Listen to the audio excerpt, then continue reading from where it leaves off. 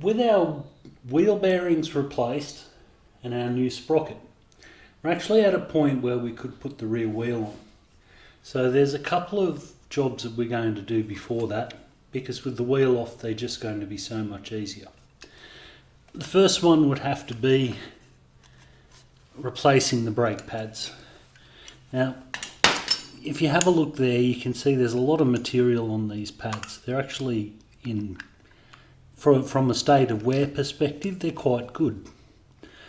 And this sort of matches with our rear disc and our front disc, come to mention it. They're both in good condition.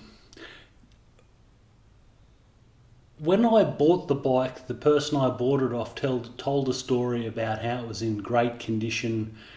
Then it changed hands and declined rapidly. And a lot of what I see on this bike sort of emphasises that, it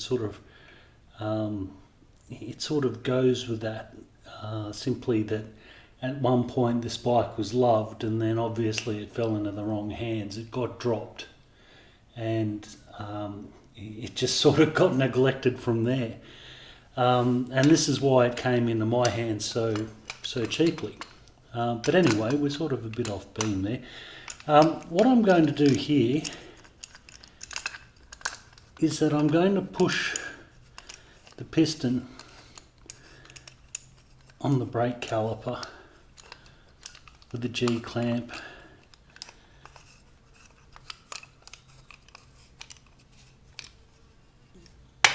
right in. Not super right in, but fairly right in.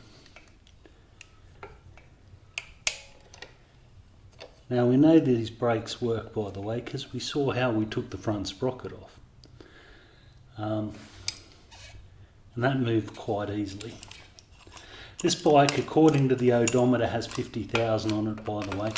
But when these bikes were imported, they came in shipping containers, as I understand it. And there was a lot of mixing and matching. It was brought in by a Queensland motorcycle wrecker, and they were excellent. By the way, they have an excellent reputation. I think they're Southside or something like that, and they still exist, and they still do trade. When they brought these in, though, they sort of built good bikes out of what was in the container. So you've got no guarantee that the odometer that's on this bike actually reflects the true mileage of the bike.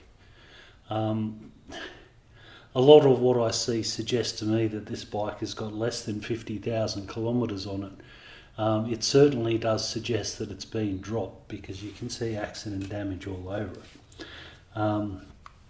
Anyway, we're sort of a bit off track there. These pads are good, that's where I'm going from, but they're old, so we can't trust them.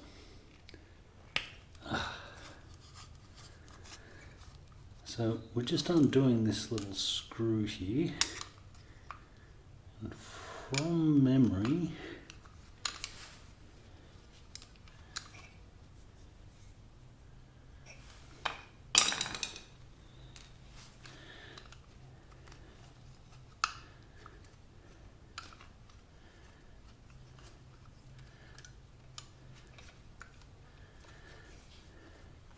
okay, so it took me a minute to work it out. It's just an Allen key. There we go. Simple as that.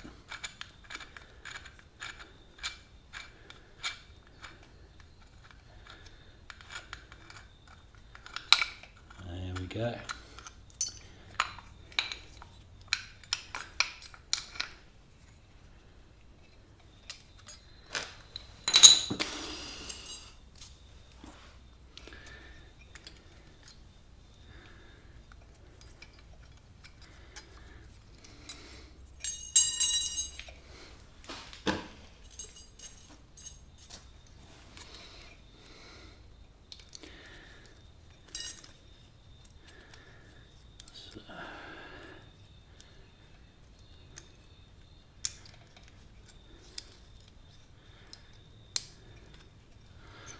This sits in there like that.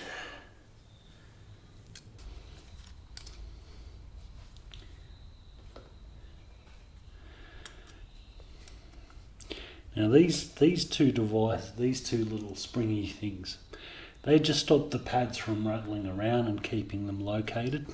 So we can see the mark from where this guy used to sit. So you can see that he goes in there. Those two tangs there are that mark there. And it just goes in pretty much like that. But it will sit better with the pads in there. Now, the other one, just sort of, that's the best way, sort of sits in there like that. Okay, so I've got our spring thingies located.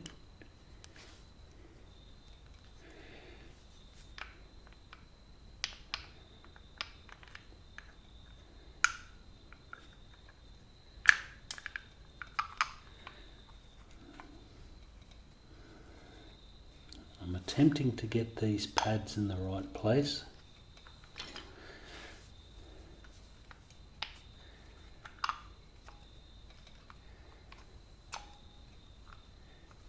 Believe I'm in luck. Oh.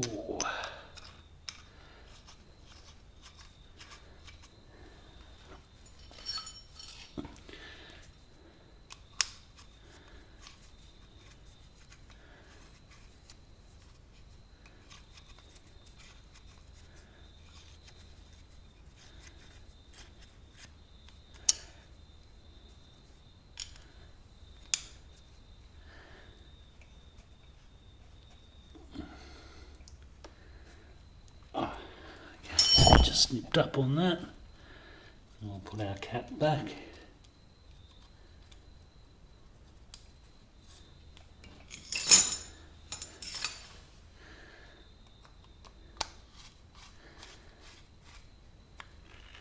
Okay, so that was more good luck than anything else in my opinion. But the disc should now just slide in that gap, probably only just.